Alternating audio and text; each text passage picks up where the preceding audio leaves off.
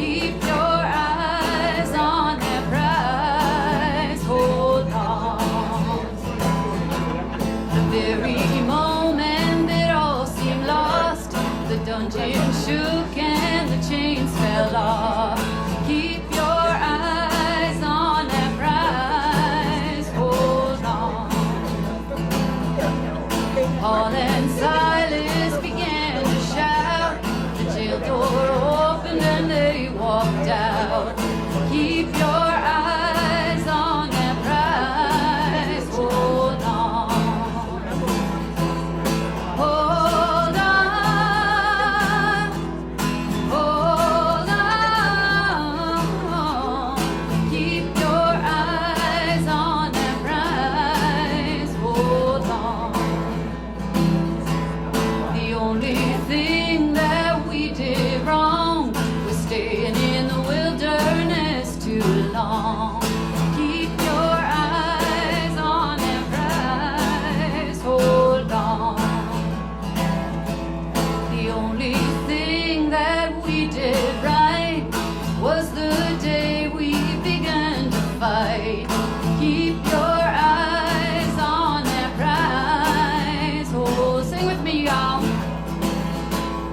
Hold on. Hold on.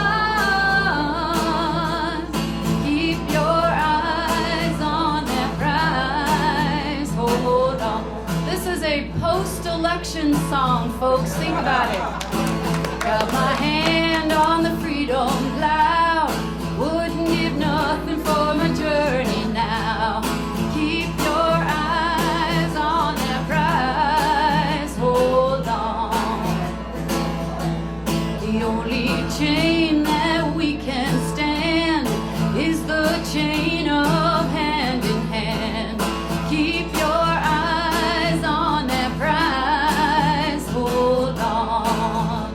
Let me hear ya. Hold on. Hold on. Keep your eyes on that prize. Hold on. One more time. Hold on. Hold on. Keep your eyes on that prize. Hold on.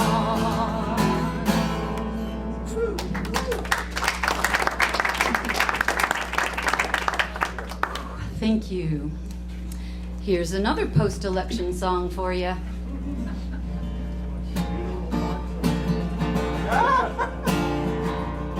We gotta keep on walking forward. Keep on walking forward. Keep on walking forward. Never turning back. Never turning back. We gotta keep on loving boldly. Keep on loving boldly. Keep on loving boldly. Never turning back. Never turning back. You got it? Now you can sing it with me. We gotta keep on living consciously. Keep on living consciously. Keep on living consciously. Never turning back. Never turning back. We gotta keep on speaking honestly. Keep on speaking honestly. Keep on speaking honestly. Never turning back. Never turning back. We gotta show our children courage. Show our children courage. Show our children courage. Never turning back. Never turning back. We gotta work for change together. Work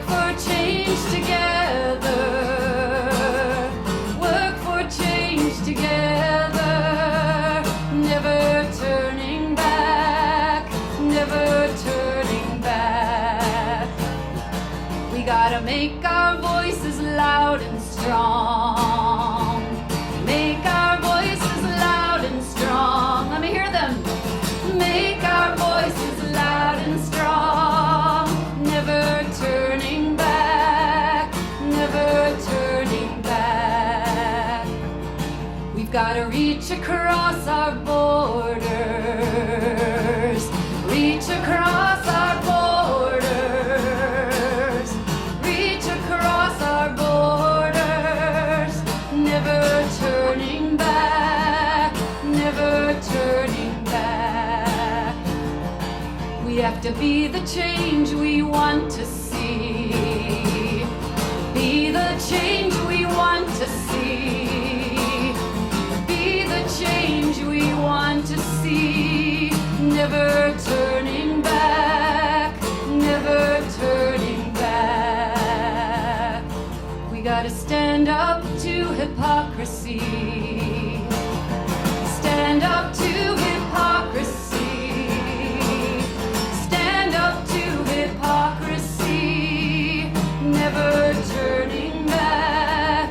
Never turning back. We gotta keep on walking forward. Keep on walking forward. Keep on walking forward. Never turning back. Never turning back.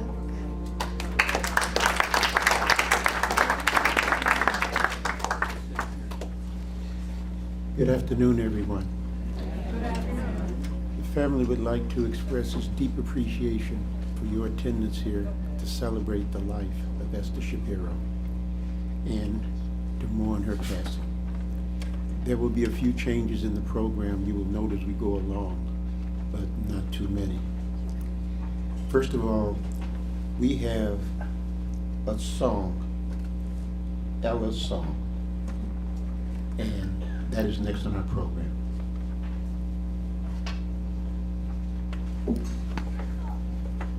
This song was written by Bernice Johnson Reagan of Sweet Honey in the Rock, and I don't imagine that my one little voice can do justice to their amazing harmonies, but you can help me by singing the refrain. It's a song that is taken from words spoken by Ella Baker, the great civil rights activist. These are verbatim words that she spoke, and Bernice Johnson Reagan put them to music. This is the part you gotta help me sing along. And you can clap if you feel like it. We who believe in freedom cannot rest. We who believe in freedom cannot rest until it comes. Do that again. We who believe in freedom cannot rest. We who believe in freedom cannot rest until it comes. Until the killing of black men, black mothers' sons is as important as the killing of white men, white mothers' sons. We who believe in freedom cannot rest. We who believe in freedom cannot rest until it comes. That which touches me most is that I had the chance to work with people, passing on to others that which was passed on to me. Not needing to clutch for power, not needing the light just to shine on me. I need to be one in a number as we stand against tyranny.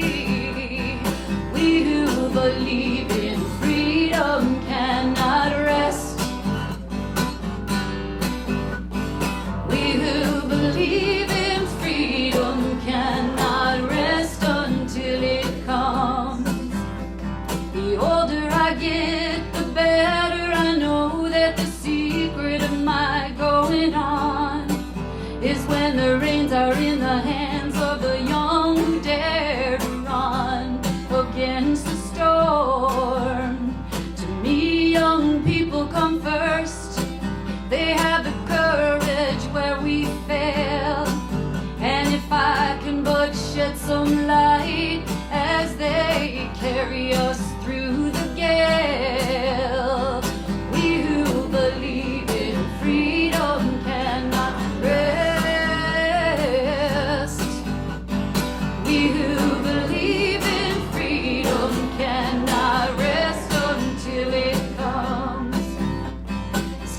in myself don't mean a whole lot, I've come to realize.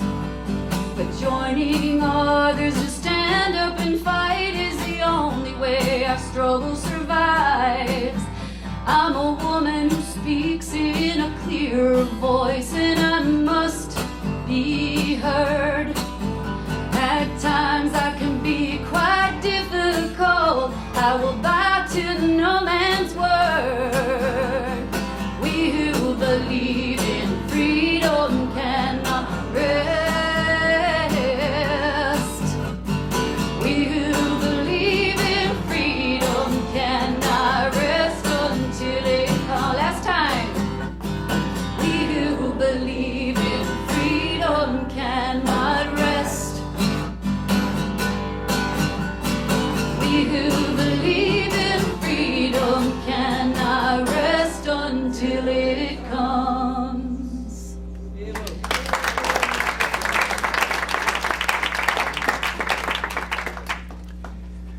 We will now have remarks from Andrea Shapiro, Jack Chase, Carol Campbell, Nick Shapiro, and Evelyn Shapiro O'Connor.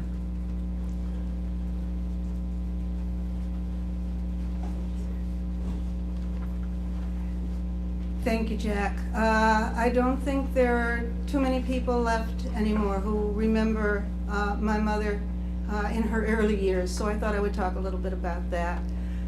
She was born in 1918, the child of immigrant Jews from Eastern Europe. They lived in a tiny apartment in the back of a small corner grocery store in Chicago. That's where she grew up. In 1939, she was 21 years old, and she decided to go to the New York World's Fair and didn't tell her parents that she wasn't coming back. So she never finished college. She went to New York, she saw the World's Fair, she got a job. She got a job in the office of a small factory and had often to go into the plant itself to deliver messages to the foreman, I guess, and things like that. And noticed a terribly handsome, fiery young man who at one point jumped up on a table to announce that conditions were not going to get any better unless they all got together and organized.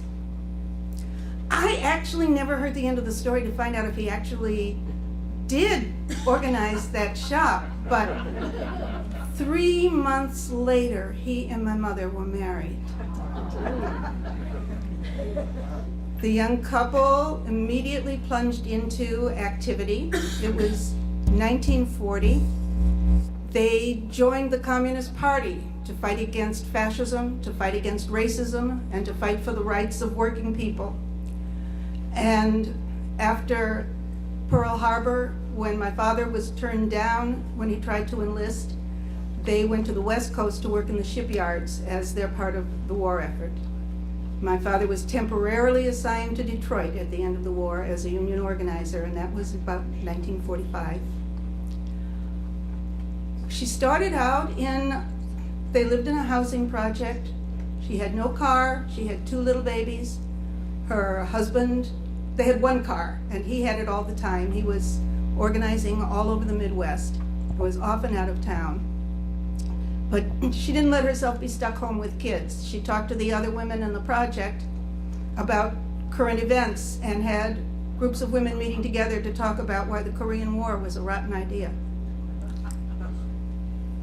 Later, I remember when we moved into the area around what's now Rosa Parks Boulevard, Elmhurst Webb, near Central High School. They chose that neighborhood deliberately because it was what was then called a changing neighborhood. They moved into a changing neighborhood so that their children would go to integrated schools. And my brother and I went to integrated schools. I remember she was not always Esther Shapiro. She did the work that always has to be done to get change made. When progressive candidates were running for office, she took me with her and she went door to door dropping off leaflets. Especially for the John Conyers campaign, I remember her walking into the office and seeing some very young people, very inexperienced, who weren't sure what they were doing. So she got them all organized together and got them working, made sure that phone calls were being made and yard signs were getting out and leaflets were getting printed. She taught me how to run a mimeograph machine. She said, "Don't ever admit to anybody you know how to do this, but I really need you to do this. I'm busy." And one of the most important things was the founding of an organization called Michigan Friends of the South, which raised money for lawyers' fees. The lawyers were pro bono, but the interminable court costs and expenses were very important. So they did events like, they had an art fair. Detroit artists contributed their work, and they sold it to guests to raise money. Anytime anyone was in town, a student who'd been in jail, an organizer, a traveling minister to speak about the movement, they would hold a meeting and pass the hat. And that was very early on and very, very urgent, very important to them. Later on, of course, as we all know, she became deeply interested in the consumer movement, was the first consumer affairs representative for the Michigan League of Credit Unions, and that's where she really taught herself the job that she went on to do for the city of Detroit. And the reason I'm telling you all of this, I didn't want to make a political speech, this is a memorial. But my mother's life is really a reminder to all of us that you do the work that you can do, and pessimism is a killer. We were all in shock, and a lot of us still are in shock, but we've got to shake ourselves out of that and get to work, each one of us, as best we can. Thank you.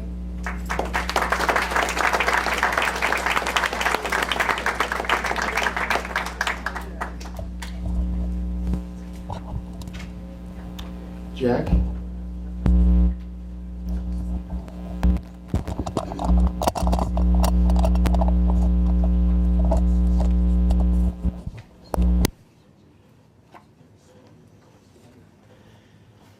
Good afternoon, everybody. Good afternoon. My name is Jack Chase, and I had the honor and the privilege of knowing Esther for, I just started to do the math, so I think as I was preparing to make these remarks. And by the way, first of all, before I even say that, let me thank Andrea and Esther's family for allowing me and inviting me to come and speak about her. It's an amazing privilege because Esther was an amazing person.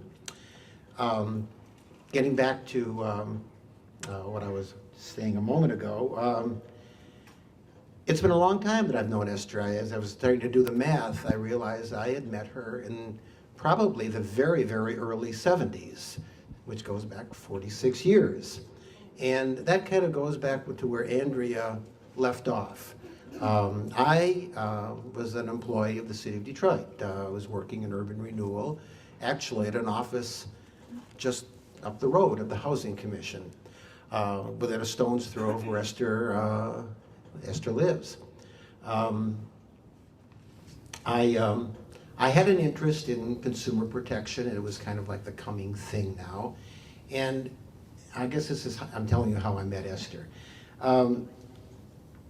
The state of Michigan had an agency called the Michigan Consumers Council, which attempted or called a meeting here in Detroit to create a statewide consumer organization. I saw it in the newspaper, decided to come, and you know who was there. Esther Shapiro and a lot of other consumer advocates, Esther representing the Credit Union League.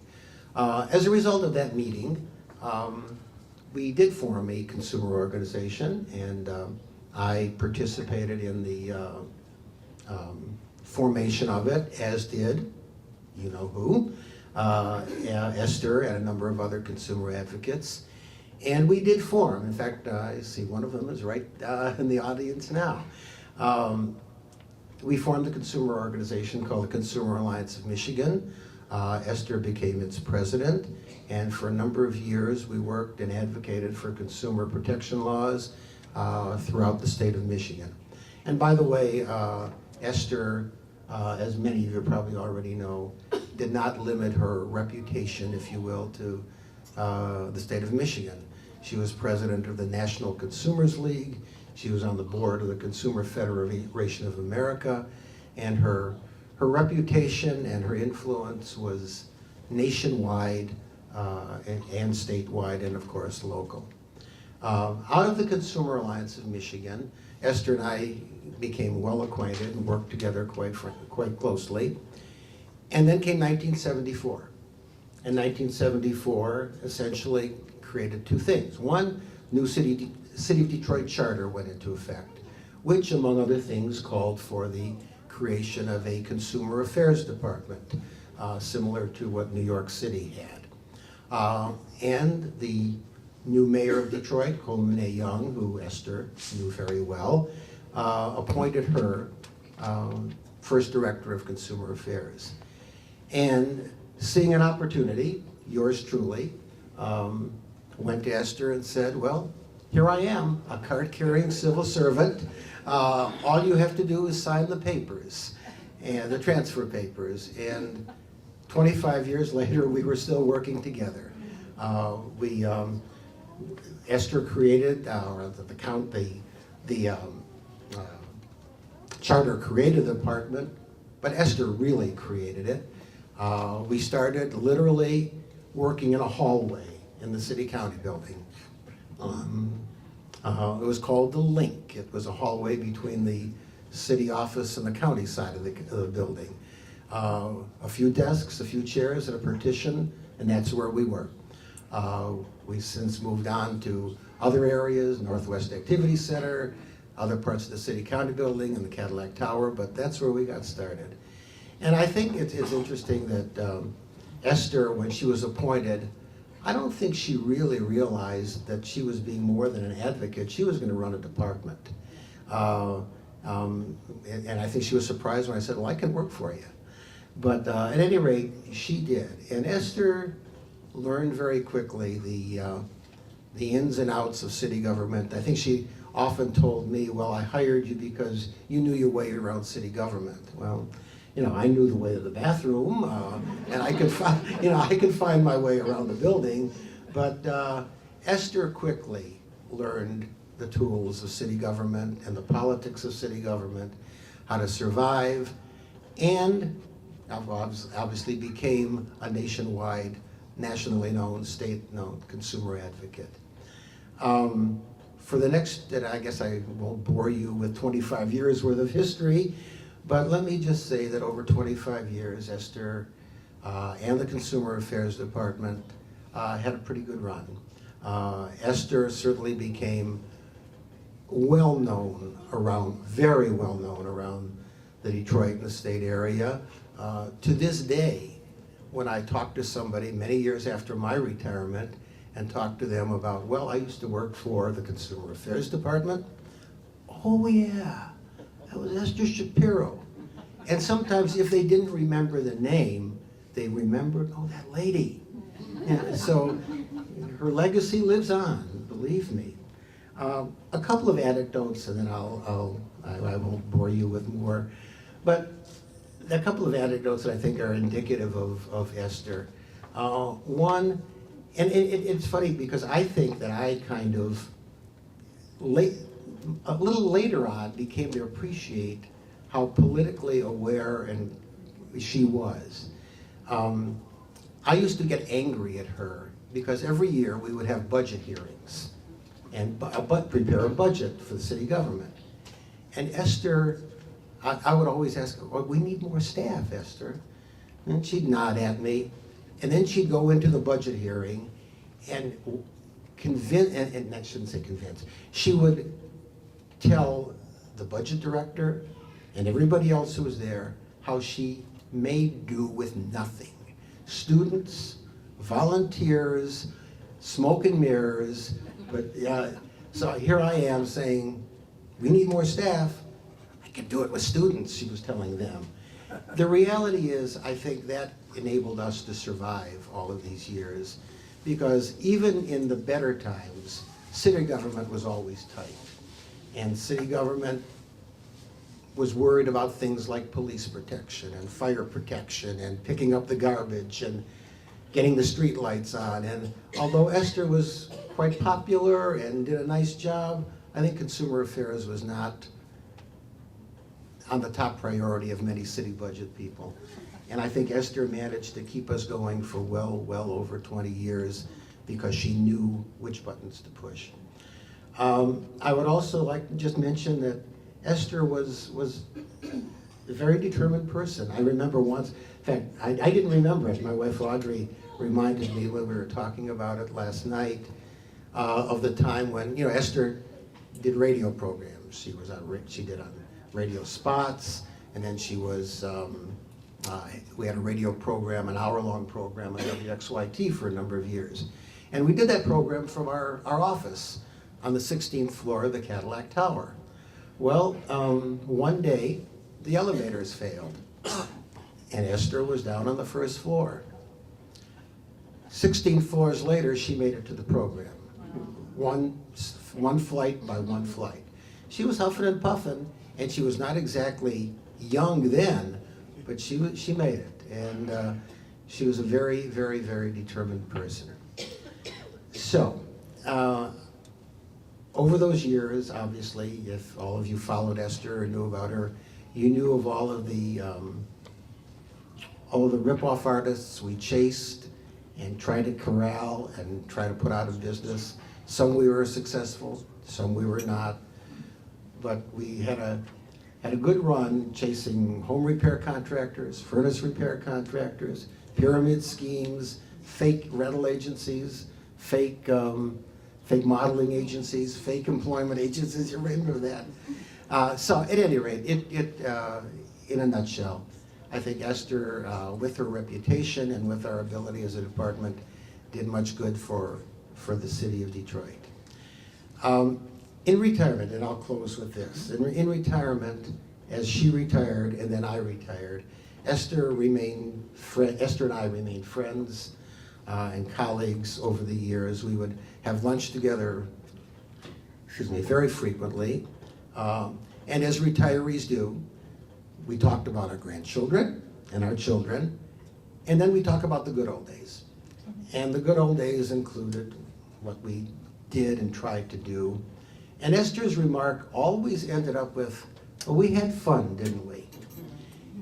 And I guess that's how I'd like to close, because, you know, as I recall my time as a city employee and as a government employee, I feel she and I served the public.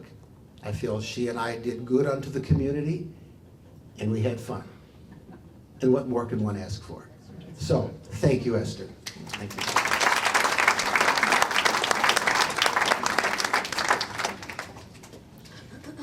Carol Campbell.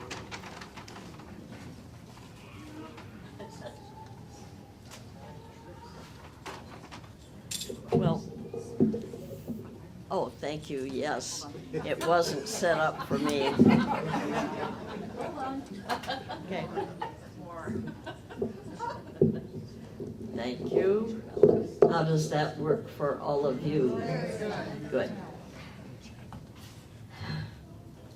I came in here wearing my sunglasses and went to my purse to change.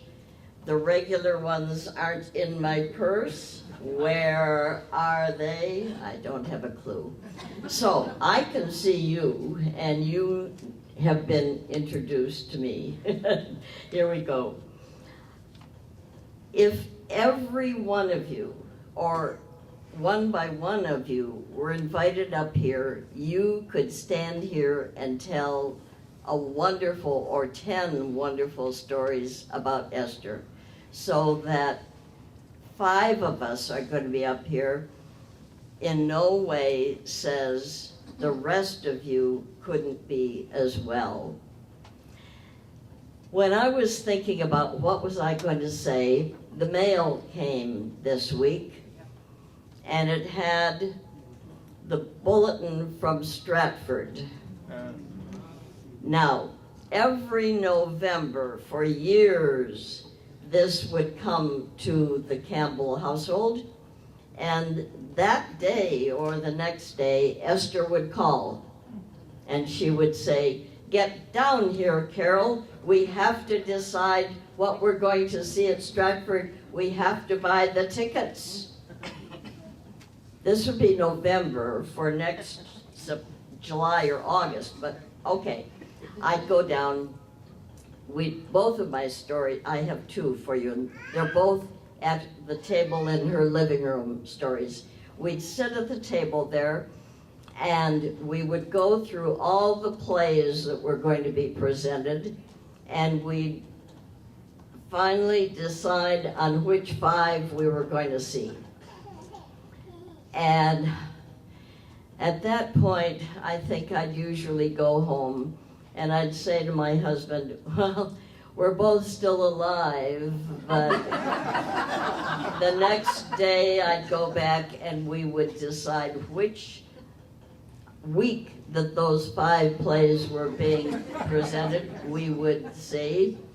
And I'd probably again go home and say, "Oh, we're still alive," and go back the next day and decide which seats did we want. And would you believe it, another day or two later, which restaurants do we want to eat dinner at? You've all been involved in herding cats, and you know what that's like. Well, herding Carol and Esther and the Stratford Festival made cats look easy. The fact that we would do this and still be friends was remarkable. And then the summertime would come, and we and a half a dozen or a dozen other people would go, including 2 of the grandsons. Well, Matthew isn't here. No, Nick. And there, and Evelyn sometimes, yes. And we would go to the Forest Motel, and we would go to the restaurants we'd chosen, and we'd see all the plays. And it was, for me, just one of the ways in which Esther and I really, really came together. Now, I'm going to jump a lot of years to this summer. Same living room table. Esther is now 98 years old. She's wearing her bathrobe. Her hair is kind of... She can't talk very well. She can walk even less well. One of her caretakers gave her a bird feeder. Think about Esther. She dealt with people. She hadn't been a bird watcher. And all of a sudden, there in her backyard was a bird feeder. And then her daughter, Andrea, came to visit, and she bought another second bird feeder. And at 98, Esther had discovered a whole new world. Not just people, not just people's problems, not just economic birds, in all their need, their beauty, their wildness. And she would sit there at her table and laugh just uproariously about how these birds came and pushed each other off the perches and fought for the hole in the feeder and ate the seed down so it had to be filled very often. I complained to her because she was getting some of the birds from my backyard. But I thought, well, if they're happy, okay. Today, I think there are 3 people. I know there are 2 here. And Harold,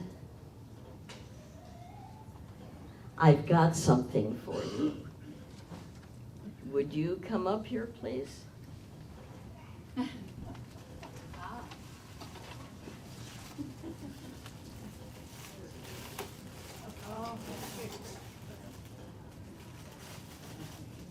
From your great-great-grandmother, a bird feeder, so that you can discover a whole new world, so that you can enjoy nature and you can fill a need and you can enjoy and you can, every time you do that, remember your great-grandmother, Esther Shapiro.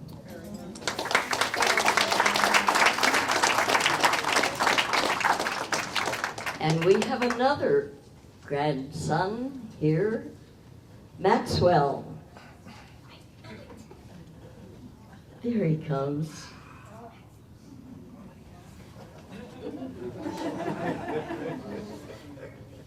He's a very shy guy. But he Well, it's all right. He can be shy.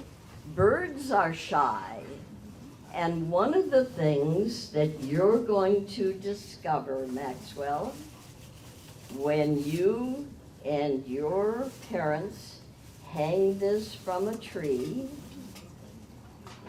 the birds will come to visit you, and you will be filling a need, and you will be finding excitement and beauty, all in the memory of your great-great-grandmother. For you.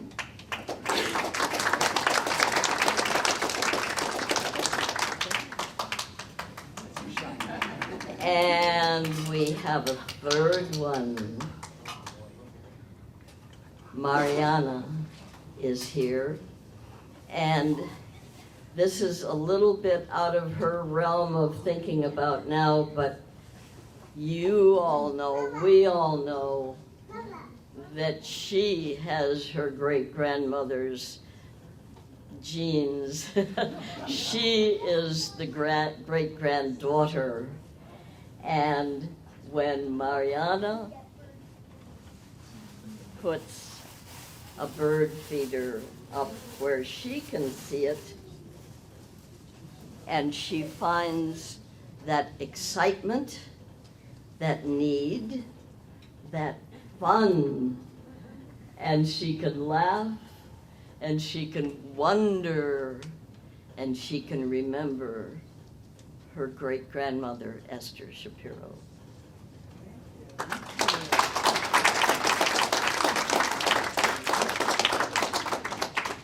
Let me say, kind of off the 3 sets of parents here, I'd be happy to get them back from you and get them boxed up and shipped. So I know they won't go into a suitcase. To the rest of us, the example that Esther set was not just getting politicians elected, was not just solving consumers' problems. Esther, at the age of 98, opened a new door and discovered a new world and found in it a need and a delight that was just overwhelming. For all of us, may we open new doors, find new needs, find new pleasures, walk in the footprints of Esther Shapiro.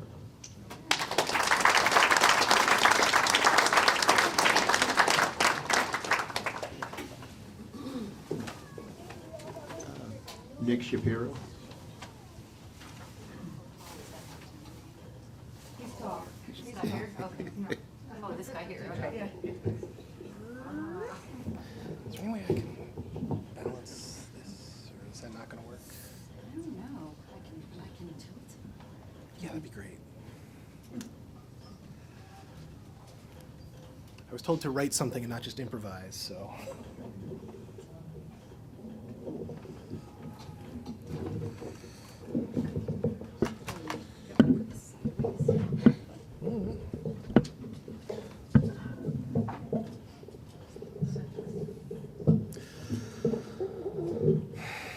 Thank you.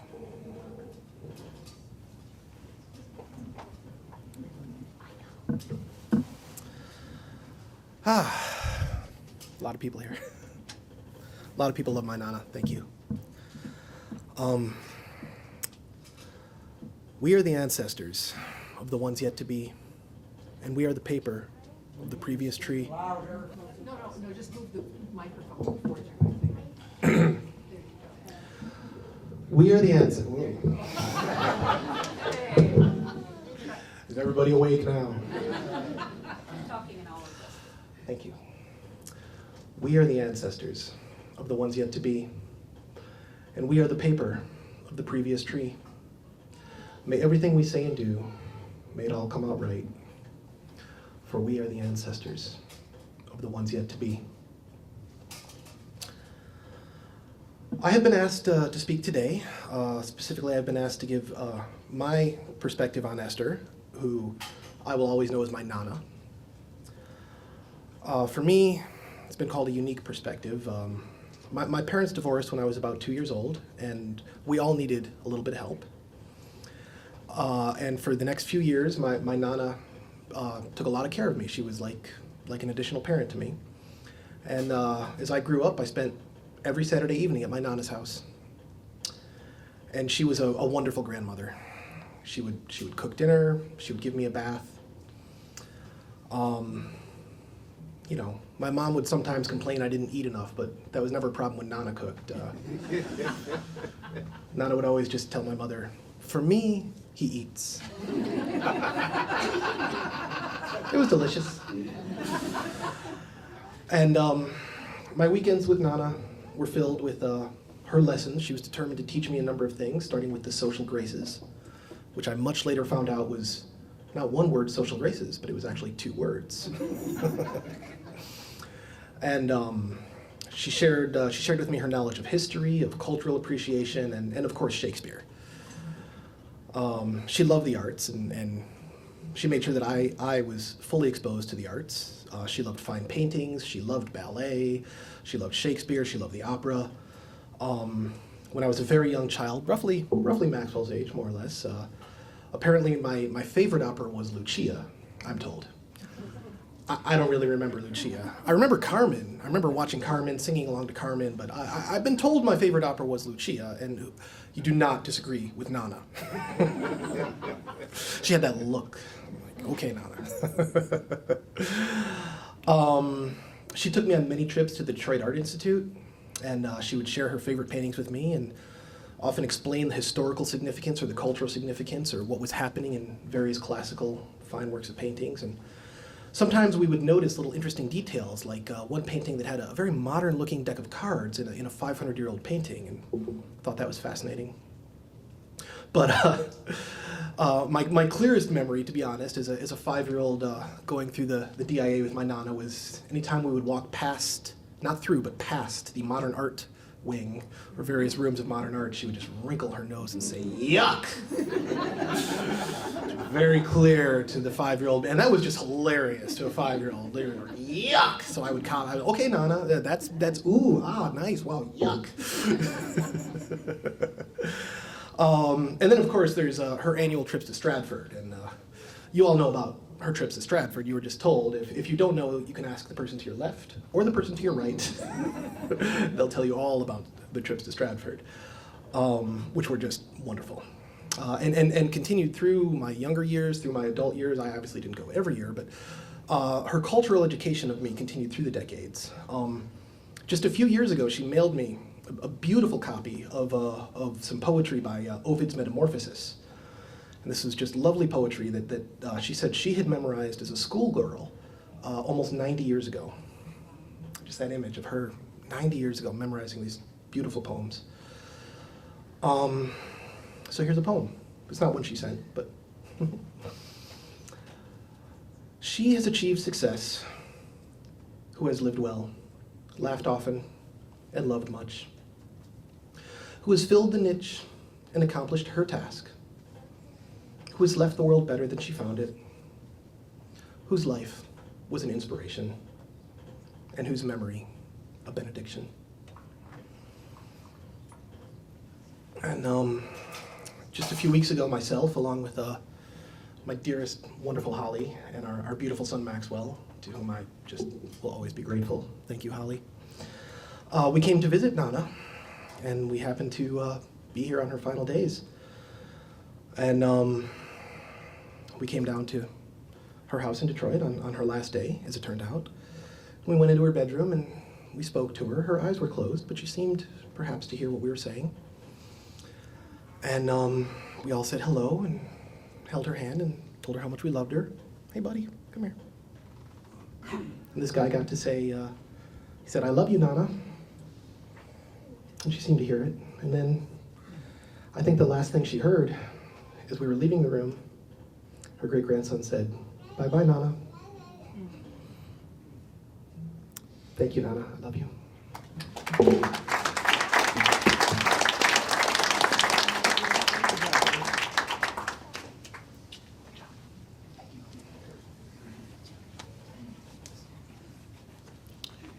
Evelyn Shapiro O'Connor.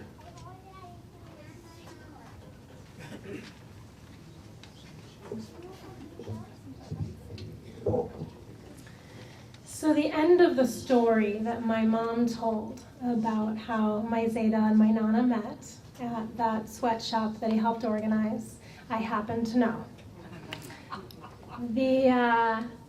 The contract was negotiated. They got a successful contract, and only on one condition. The one condition was that Harold Shapiro not come back.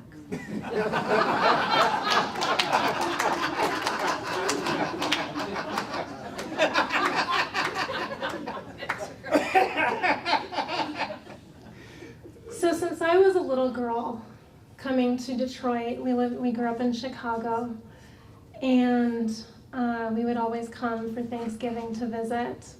And since I was a little girl, we would come the day or two before Thanksgiving, and inevitably at least one of two things would happen.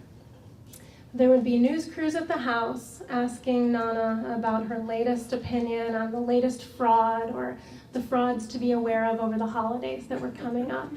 So I always got to walk in as the news crews were wrapping up and then excitedly watch the news that night as I watched my Nana on television sharing all her knowledge. And then Nana and I would go to the grocery store in the neighborhood, and we would walk around and do our grocery shopping. And over again, throughout the years, someone would come up to her, either knowing her by the face or hearing her voice because of her radio show. And they would say, Mrs. Shapiro, thank you so much. You got me my money back." So as you can imagine, as a little girl growing up and seeing that kind of an example for live people who were helped by my Nana and fought for. So yesterday we had an open house that my mom organized for the neighbors in Shadowfort. And one of the very first guests walked in, and I introduced myself to her. And she said, "Oh, you should be so proud of your grandmother." She said, "You know, your grandmother helped me get my money back."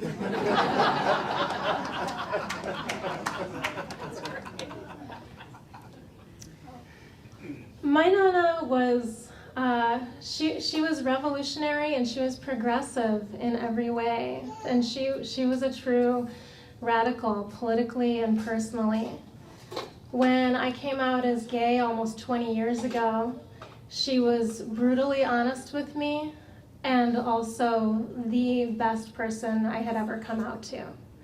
She was honest in that she was concerned for me and my safety and my future and the world that I was going to live in and that my son would live in, my future children. But she also was extremely staunch in her support for me and for my life, and she showed that for me again and again throughout my life. She also told me over and over again that, you know, you young people, you think that you invented everything. You think you invented sex and revolution. Well, you didn't, she'd say. I did.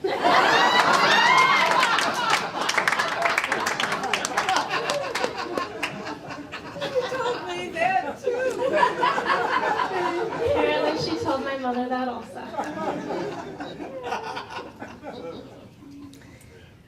So over the years, we got a lot more in common.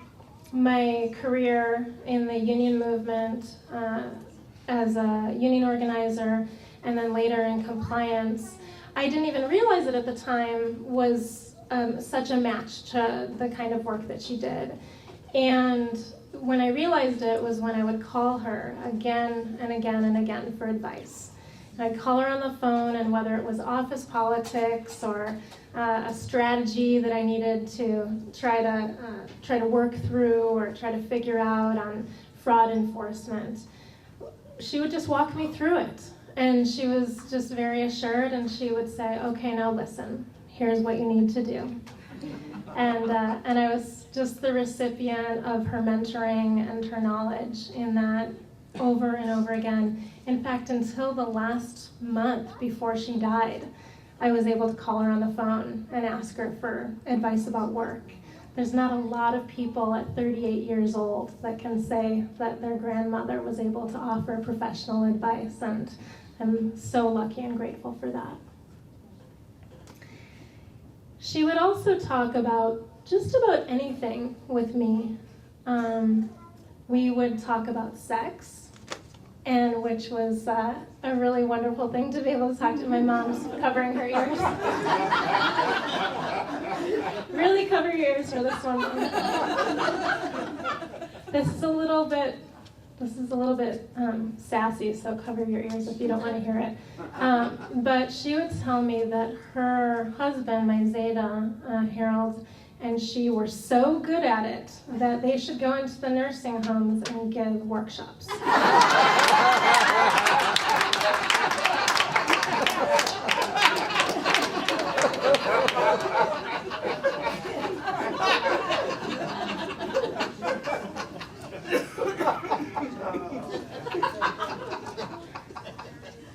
Finally, I will just say that she was so proud and happy of her. She was so proud of her grandchildren and her great-grandchildren.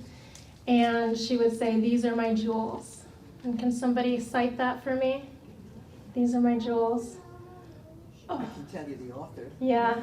The author is a woman named Cornelia Scipionis Africana from 100 BC. Exactly. Now, who else but Esther would know all about this lady, who, when someone came in to show off their jewels, brought her two sons out and said, "These are my jewels."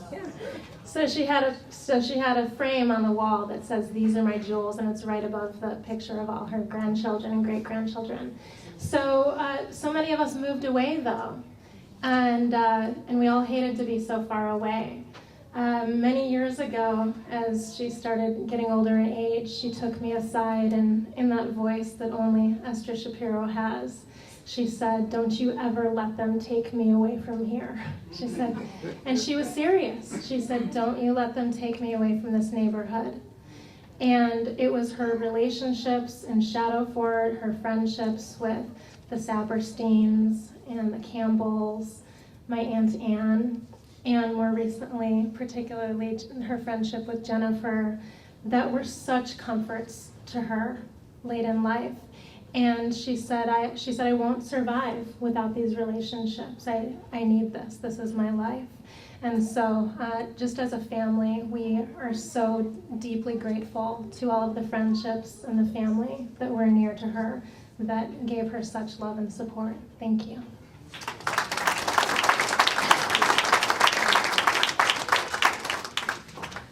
What we'd like to do now is allow people To have been a neighbor and a friend of Esther Shapiro. Let me start with our comments with a theme I've used whenever anybody asks me about Esther, my good friend and role model, Esther Shapiro. And lots of people ask me about her. We are all safer consumers because of Esther. We are all better citizens because of Esther. We all have a more equal society because of Esther. So her loss is a loss to her family and her friends who knew and who loved her, but also a loss to our entire community. Her long and well-lived life reflects an area of personal activism that made important improvements in our society in days before the internet and mass communications made virtual contact the way to reach people. She was out there, not just talking on a cell phone, but personally meeting with people all over the state of Michigan and then nationally, creating an understanding of consumer rights and responsibilities. And I always take those two pieces of the phrase because that's what I got from knowing Esther. Her mantra was read the label, whether it was a contract you were thinking about, a can of food you were planning to purchase, or most important, a politician that you were considering voting for. Obviously, not enough people read the label last Tuesday. Esther criticized Carol Campbell and me for nominating her to the Michigan Women's Hall of Fame. She yelled at me, literally yelled at me, almost every time I came in, and was still kind of doing that towards the end. I didn't do anything, she said. And I said, here's the 4 pages, here's the 10 pages, here's all the things you did. And she'd say, well, I didn't do anything lately. Carol and I threw up our hands. Carol put her pen to paper. I put my fingers to the keyboard. We sent her the nomination. And in the future, people will remember Esther at least through that, if not through all the events they may not know she started and she made work. I was lucky enough to be the neighbor and friend since that Harold and she moved into Shadowford a few houses away from her. I attended Esther and Hal's Thanksgiving dinners, which included a wide variety of people. She collected people as she collected books. The books had to have social meaning. The people were important for their values and their willingness to improve the world. The Thanksgiving parties always had good food, good conversations, but reinforced our willingness to try changing the world. For many years, I was lucky enough to sit at the Shapiro table at the Buck Dinner, where lefties gathered to support each other and to contribute to causes related to civil liberties and social justice. I attended theater with her, and we belonged to a friendship book club. Even in the last several months of her last life, not the last 1 or 2 perhaps, but the last several, she always had something worthwhile to say, something unusual to comment about, something very specific to criticize, because words were Esther's swords, actions were Esther's bullets, and injustice was the target she was aiming for, even in her reading. Okay. It's hard to believe she once told me that she was very shy and didn't want to talk about things, and that books helped her get out of that shyness. That's hard to believe when you knew her adult forcefulness and her ability to use words as educational tools, as well as sharp critical comments to make you think, to back off a little bit, and then to act. She loved and treasured her family, those that have lived beyond her, and the two she loved and lost, her husband Harold, and her son Mark. One of the last things she asked me to do was make that banner. And I did it 5 times because it was never big enough. And I gave up when my computer couldn't make it any bigger, and she put it up, but it wasn't big enough. And she would always ask me, are you going to get me a bigger banner? These are my jewels, and then she named this character we had to look up on Wikipedia, and we got the wrong one for a long time. I had never heard of her, but she cared. These are her jewels, these were her legacy. Her actions and her family were really important parts of her. She could pull out quotes like the one she pulled out for the banner for everything. I feel lucky to have known her, to have been with her through some of the positives and a few of the difficulties in her life. I will always remember what I learned from her. And kind of as a transition, I'd like to share a poem that comes from the Jewish tradition. We'll be doing another one at the very end that will help. And I want you to please echo me at the end, because it leads to the things as we remember. And I'm hoping, I know, a number of people will have good stories and good anecdotes. In the rising of the sun and in its going down, we remember her. In the blowing of the wind and in the chill of winter, we remember her. In the opening of the buds and in the rebirth of spring, we remember her. In the blueness of the sky and in the warmth of summer, we remember her. In the rustling of the leaves and the beauty of autumn, we remember her. When we are weary and need of strength, we remember her. When we are lost and sick at heart, we remember her. When we have joys we yearn to share, we remember her. So long as we live, she too shall live, for she is now a part of us as we remember her. Thank you, and now some remembrances from others who knew her.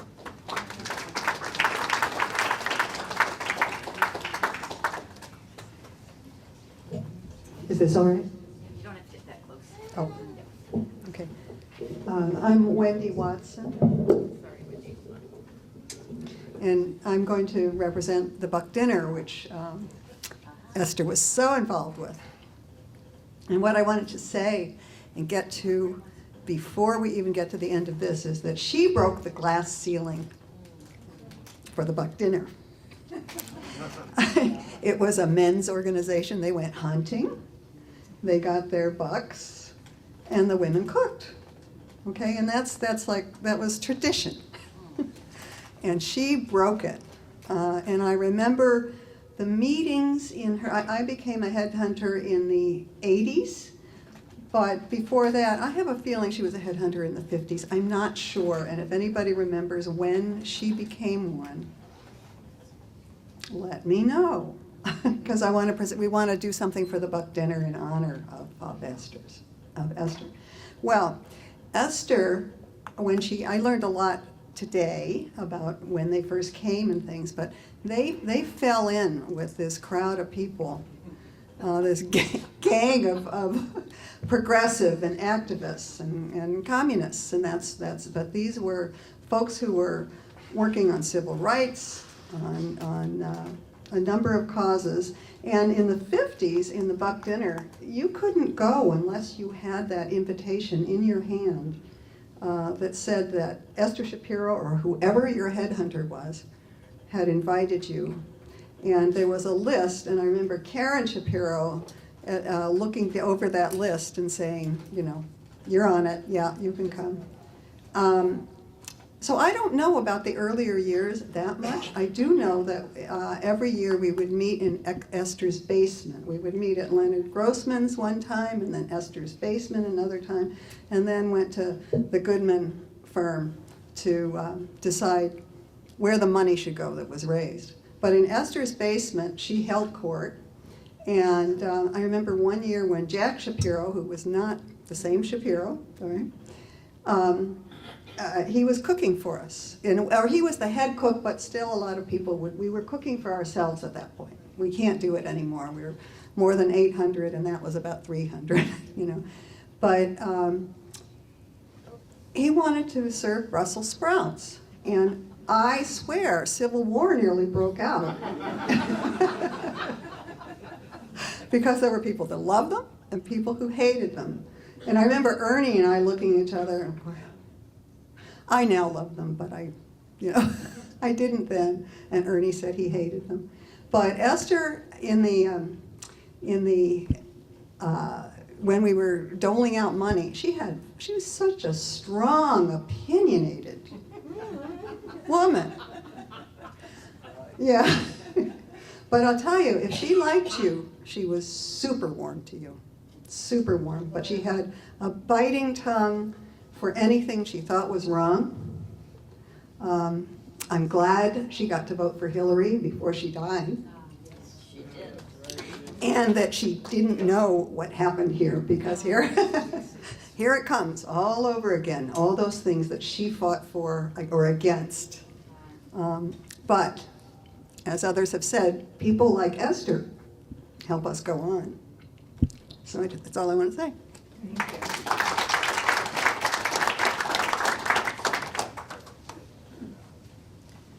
Greetings. My name is Deborah Taylor, and I was Esther's next door neighbor and felt completely honored to live next door to a person that I consider an icon here in Detroit.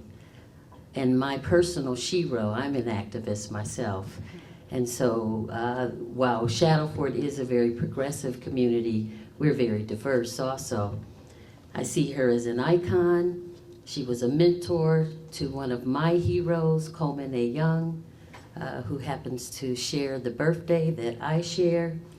I like to cook, and so on holidays, I would take her plates of food, and she would always look forward to it, whatever it was. You're such a good cook, I look forward to your meals.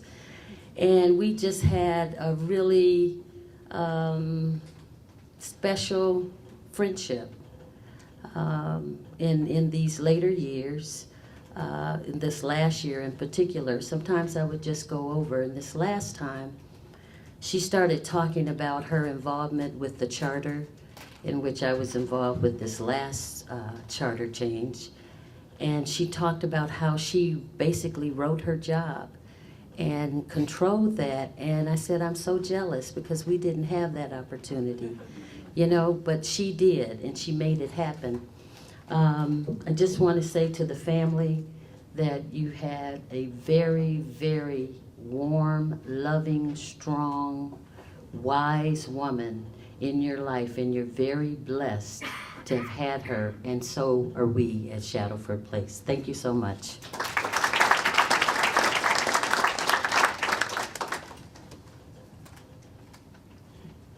My name is Anna Sampson, and I was Ms. Shapiro's secretary from the time of 1980 until she retired. Yes. And I can just say she was amazing. And as everybody knows, she really loved words. And I really learned a lot how to write a good complaint letter. And it has helped me, So I just want to say that she really is going to be missed. And we did get a chance to go see her a couple of months before she passed.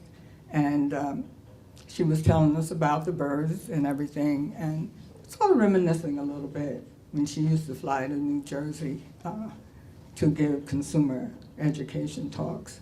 But she will be missed. Thank you.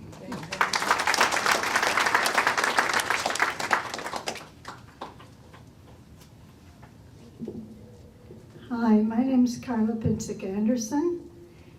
Esther was a second mother to me. I remember as a little kid, my dad and I going over to the house on Webb, where she sold LP records out of her basement. And I think that was my first introduction to the Shapiro household. But as I became a teenager, Andrea and somebody else who isn't here, and I became very good friends. And I spent a lot of time in the Shapiro's house. And one of the things I remember was the flood of words, the wonderful words. But then they all decided, all three sets of parents, that they were going to introduce us to Stratford. So there was a yearly trip. One year the Shapiros would take us. One year our friend Deborah Holzel's parents would take us. One year my parents would take us. And to this day, I go to Stratford every year, and my love for Shakespeare, I owe to the Shapiros, and many other things as well. Thank you.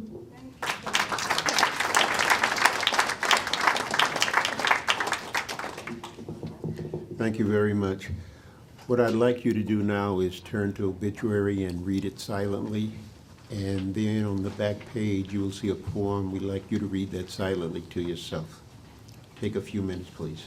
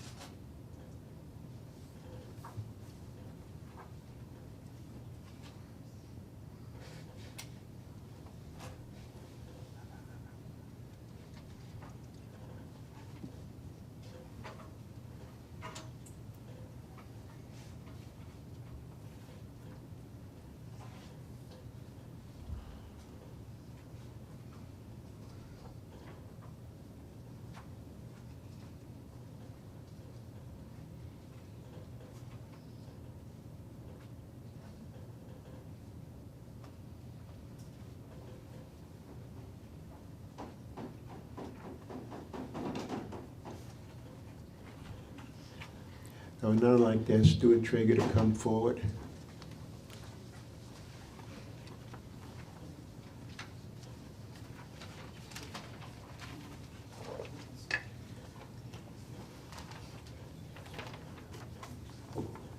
Good afternoon. This one? Yes. Okay. Thank you. Family asked me to lead the recitation of Kaddish, and I thank you for the privilege of doing that. But before we say Kaddish, I would like to say a few words about it.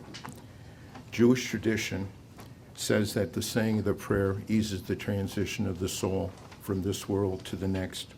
The irony is that Kaddish is not about death. It's too bad you don't have a translation of it, but it is an affirmation of God in life. The origin of Kaddish is lost in time. Kaddish is not even in Hebrew. It is in Aramaic, which was the language of the Babylonian exile.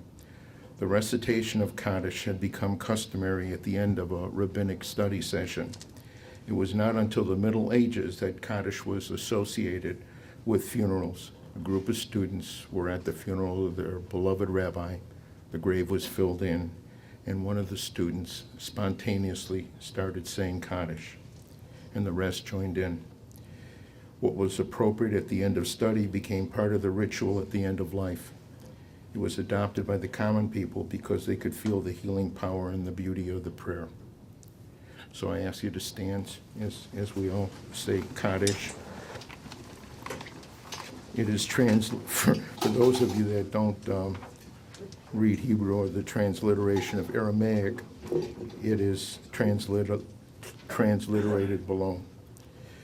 Yitgada v'yitgada shemei rabbah v'yomala divrach hurute v'yamalech malchute v'chayechon uv'yomechon uv'chaye dechol beit Yisrael v'agala v'zman kori v'yimru omamin Yehei shemei rabbah mevorach leolam omei omaya Yitbarak v'yishtabach v'yiparar v'yiparam v'yitnaseh v'yitadar v'yitaleh v'yitalal shemei dekucho brichu le'elon min kol birchata v'shirata tushbachata v'nechamata tamiron v'yomla v'yimru amen.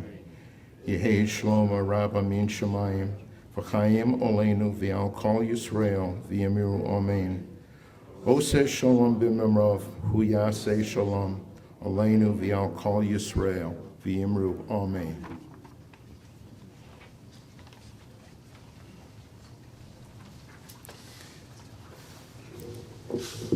We will now have one more song, We Shall Overcome, and one more closing comment. I was just wondering if you wanted to stand or sit for this last song. What do you think? Stand, y'all.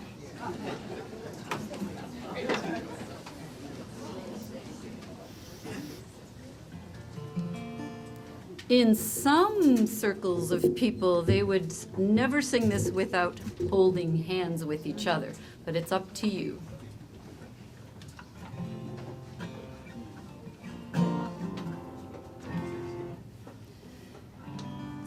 We shall overcome.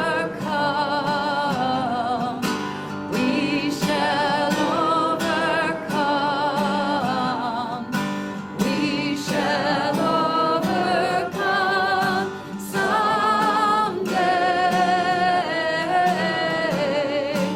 Oh, deep in my heart, I do believe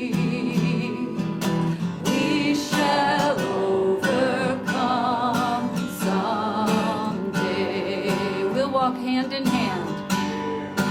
We'll walk hand in hand.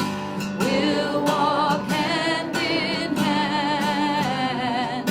We'll walk hand in hand someday. Oh, deep in my heart, I do believe we shall overcome someday. The truth will make us free. The truth will make us free. The truth will make us free. The truth will make us free someday. Oh, deep in my heart, I do believe we shall overcome someday. Black and white together. Black and white together. Black and white together. Black and white together someday. Oh, deep in my heart, I do believe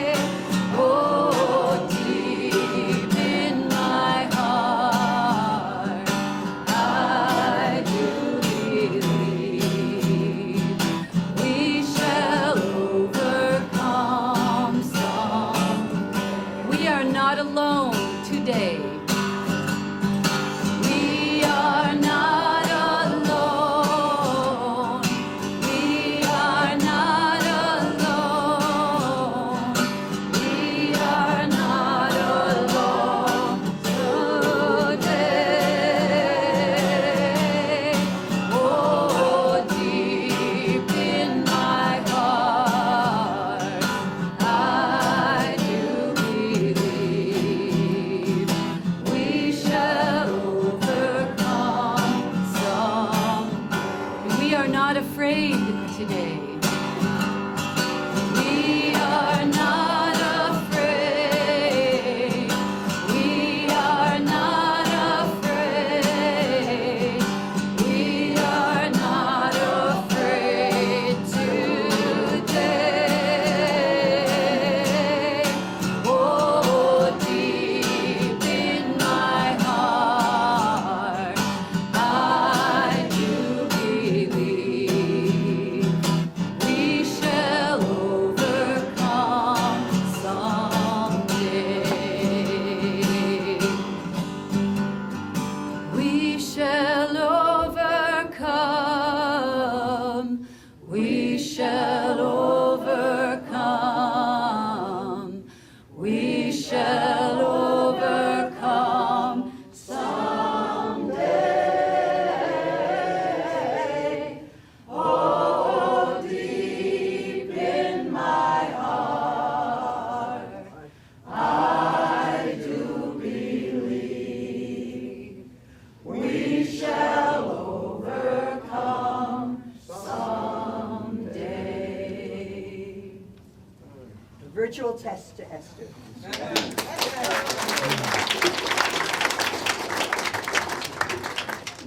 As we bring the program to a close, I would like to make a few closing comments. It is difficult to talk about a woman who is a giant. It is difficult to talk about an individual who is a giant. And you sometimes never realize just how important that person was until they're no longer there. But I'm going to attempt to leave a message with you that I think Esther might say, because she is here, just unwilling to speak. There is a time to celebrate the life. There's a time to mourn the passing. But the time for mourning has passed. Esther would tell you that extended mourning is a non-productive waste of time. And based on what has happened recently, we all have a whole lot of work to do. And so, as we leave this place, Esther would tell you that I am with you. I am in a better place. I am in a safe place. I am in a happy place, but I am also with you. And so as you leave this place, I want you to go with a spring in your step, a smile on your face, a song in your heart, and full determination to make the world a better place. Because we are the past, present, and future of the human race. Thank you.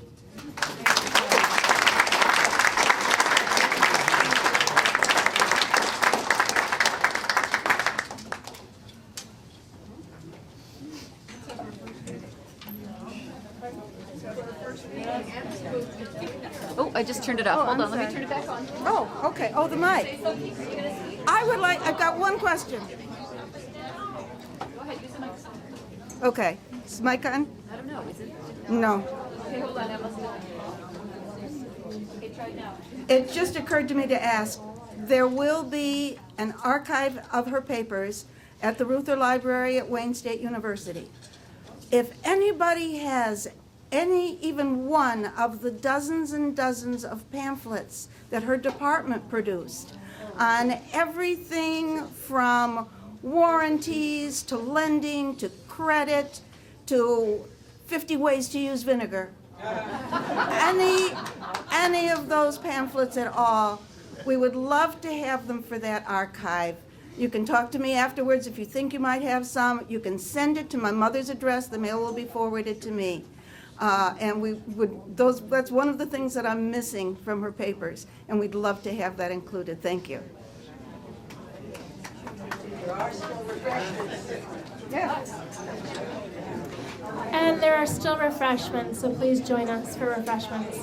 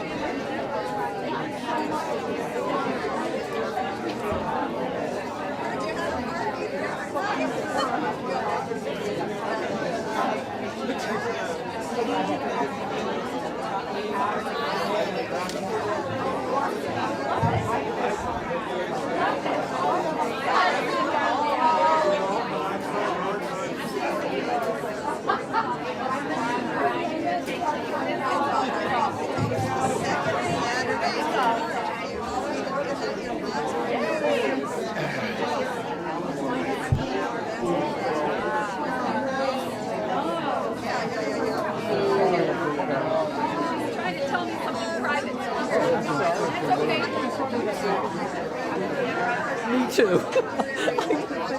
I'm sorry. I didn't think I cried when I did. I thought I was okay until the end.